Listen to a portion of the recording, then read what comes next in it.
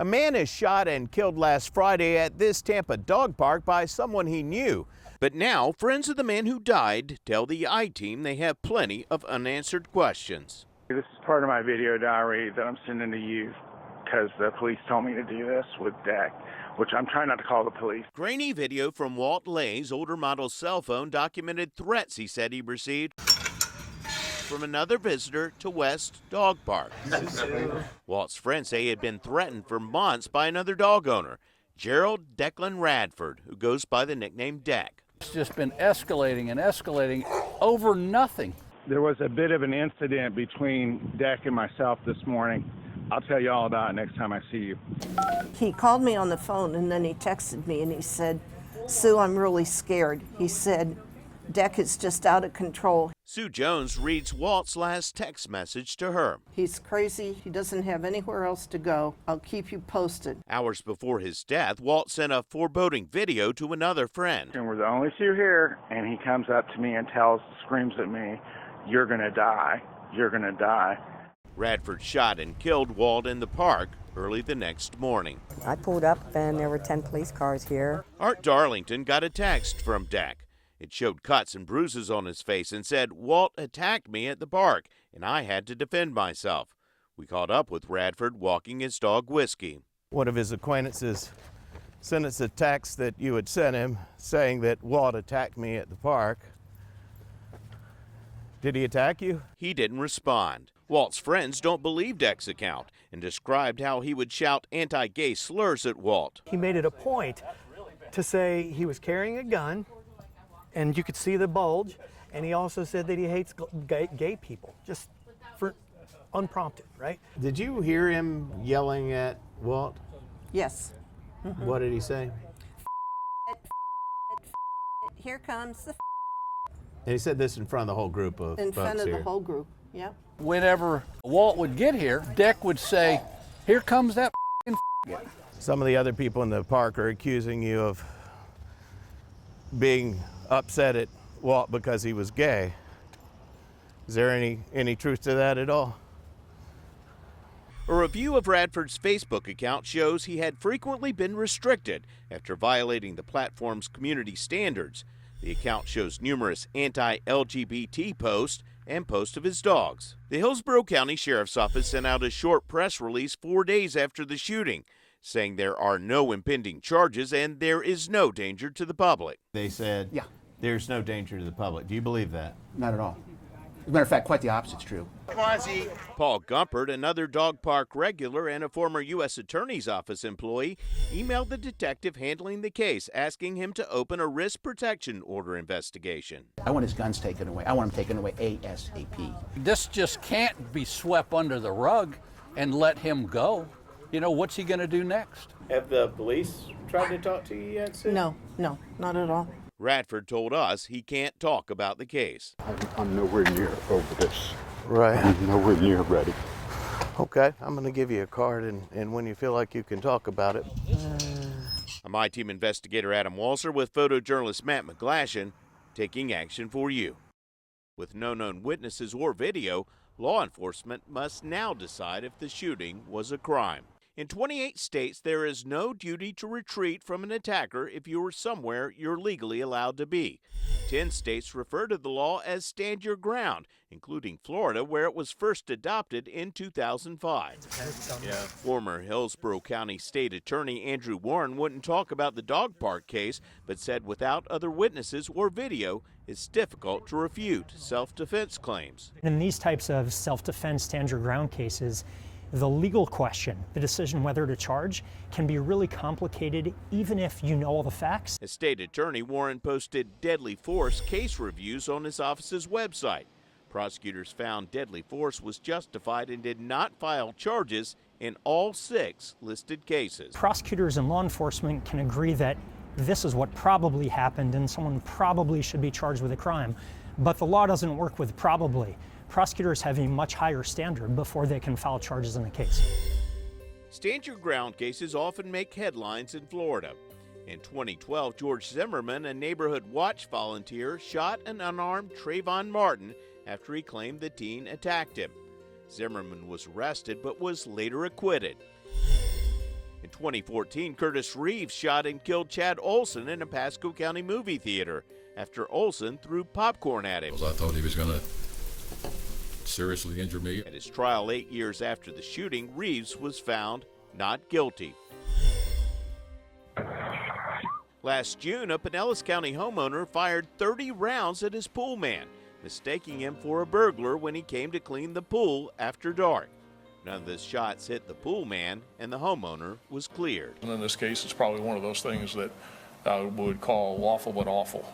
I mean, it's awful, but it's just an awful set of circumstances.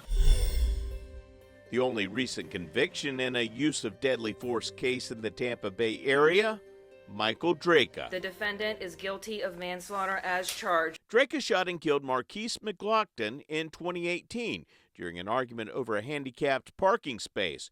Draka told investigators he felt threatened after McLaughlin pushed him to the ground. Draka was sentenced to 20 years. As for the dog park shooting, facts and circumstances just don't fit the story. Cooley Law School professor Jeff Swart says detectives could build a strong case based on circumstantial evidence. This would be planning, motive, intent, all can come in from what he says to other people. Is this a stand your ground case? Not from what I see. And even if it's true, let's just assume for the moment that the victim did punch him. That doesn't justify shooting him. He has an aggressive dog. Sick the dog on him. I'm allowed to stand where I am and protect myself. Defense attorney Jennifer Strofe agrees. Someone punching me in the face, that doesn't give me a right to pull a gun. She says as a defense lawyer, she would not want a jury to see Walt's video. I would, of course, be trying to keep that video out. And she believes the text message could be used against Radford. From a state side, they might say, hey, this is a person trying to, create a self-defense when it wasn't there. All of that adds up to a case which, under the right jury, you can get a conviction. We are going to continue to put pressure until justice is served. Walt's friends recently held a vigil and have started a Facebook group called Justice for Walt. But those we talked to say they still hadn't been interviewed by detectives.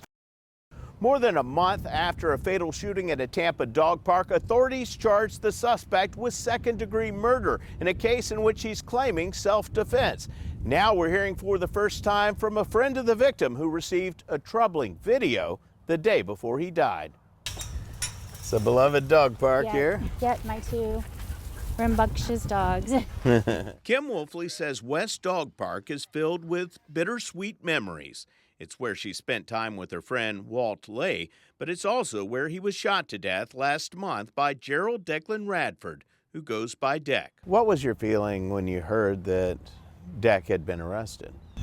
Relief, like utter relief that finally justice is being served. Wolfley says Deck taunted Walt for months. Called him all kinds of gay slurs. I mean, he called him a to my face. Deck claimed self-defense, sending a text saying, Walt attacked me. I thought the self-defense was a bunch of bull to begin with because Walt was not that type of person that would just go up to somebody and attack them for no reason. Investigators had little to go on since there was no video or direct eyewitness.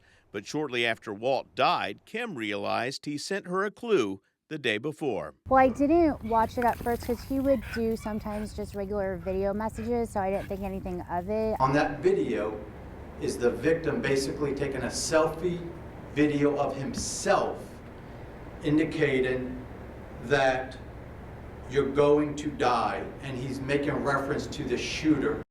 Wearing a jail uniform, a stooped-over, shackled Gerald Declan Radford shuffled into a video hearing room, hoping a judge would grant him bond. But there was a problem. The state would move for a continuance based on the unavailability of a witness at this point. And, Your Honor, I am objecting to that on behalf of Mr. Radford. We're requesting that the hearing go forward. The judge granted the state's request, continuing the hearing. But the I-Team obtained a new document filed by prosecutors before the hearing was canceled, providing more insight into the case. The document said Radford, who has a medical marijuana card, admitted he consumed one hit of weed prior to the incident. He also referred to an encounter with the I-Team days after the shooting, telling detectives, quote, he was recently approached by news media who informed him that someone at the dog park stated that the defendant hated the victim because the victim was gay. Here's that exchange. Some of the other people in the park are accusing you of being upset at Walt because he was gay. Is there any truth to that at all? Multiple witnesses reported hearing Radford use anti-gay slurs. Did you hear him yelling at Walt? Yes. What did he say? Here comes the And he said this in front of the whole group of in folks front of here. the whole group. Yep. According to the court document, he admitted to calling the victim a derogatory name a couple of times, but stated he congratulated the victim when he came out about being gay and told him he shouldn't have to live in the dark about it. Radford sent a text after the shooting showing injuries to his face, which said, "Walt attacked me and I had to defend myself." According to the document, Radford claimed Lay hit him in the face with whatever he had in his hands. Radford said he fell over and shot Lay in the stomach. Lay's sister, Sabrina Hughes, who lives in North Carolina, says she never believed Radford's account. Anyone who knew my brother knows that he is not aggressive anyway. Growing up, I had to fight for him. She says her family was relieved Radford was arrested, but it doesn't bring her brother back. It's heartbreaking to us to know that that was how his life ended and that he was alone in those last few moments without family or friends. The sheriff's office referred him to a victim advocate with their own agency. They say detectives conducted most of their investigation in the first few days after the shooting, but the arrest came weeks later. They believe as a result of public pressure, not new facts. Incredible pressure was put on the state attorney's office and the sheriff's office in the form of online petitions that were sent by Mr. Lay's friends and relatives and, people involved in his life. One key piece of evidence leading to Deck's arrest, a video Walt sent a friend the day before he died, saying Deck threatened him that morning. We're the only two here, and he comes up to me and screams at me, "You're gonna die. You're gonna die." Multiple character witnesses after this event reached out to me, and initially it was provided by a character witness. They confronted him with the video of Mr. Lay.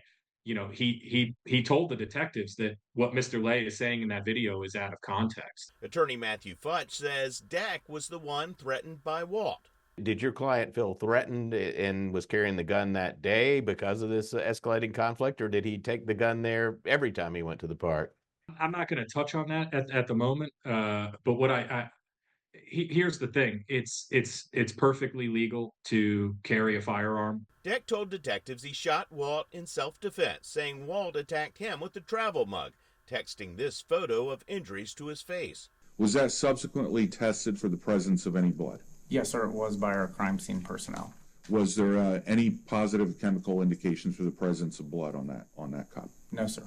The absence of DNA doesn't mean that the mug itself wasn't used as a weapon by Mr. Lay or anybody for that matter. Radford's attorneys say detectives missed key evidence that could have exonerated their client, including surveillance footage from a nearby home, which deputies didn't obtain with the search warrant until March 5th. Because they waited so long, this is the sheriff's office now, the footage only went back to the 15th of February. Walt's autopsy report was recently released. It shows a single bullet entered the right side of Walt's chest, hit a rib, and took a downward trajectory through his heart, lungs, stomach, and other organs.